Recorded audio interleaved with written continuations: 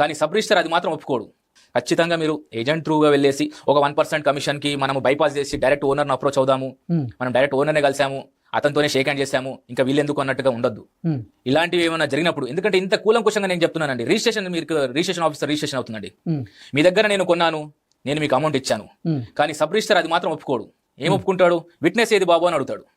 ఆ witness agent.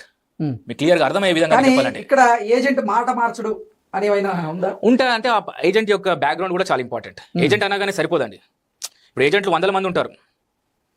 నేను అదే చెప్తున్నాను కదా, వైట్ షర్ట్ నుంచి కోర్టుకు వచ్చింది బిజినెస్, కోర్టు నుంచి మళ్ళీ ఇంకెవరు నమ్మాలని అర్థం కాని పరిస్థితిలో ఉన్నారు ఇప్పుడు జనాలు.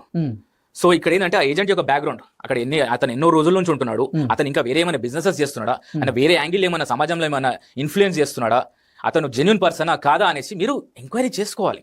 ఓకే. సో ఏజెంట్ నేను గుడ్డిగా నమ్మమని కూడా నేను చెప్పట్లేదు ఇక్కడ. సో మీకు అర్థమయ్యేటట్టు అదే చెప్పాను కదా, మీరు ఒక కొనుగోలు చేసినప్పుడు ఆ రిజిస్ట్రేషన్ అయ్యేది సబ్ రిజిస్ట్రేషన్ ఆఫీస్.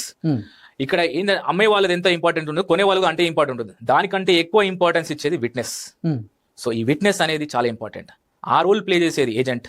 ఇక్కడ బయ్యర్కి సెల్లర్కి మధ్యలో ఉన్నటువంటి వారధిగా ఒక ఛానల్ పార్ట్నర్ ఉంటేనే ఆ యొక్క బిజినెస్ కలకాలం బాగుంటుందనేసి, ఒక కస్టమర్ నష్టపోకుండా ఉంటాడనేసి చెప్పడమే నా ప్రయత్నం.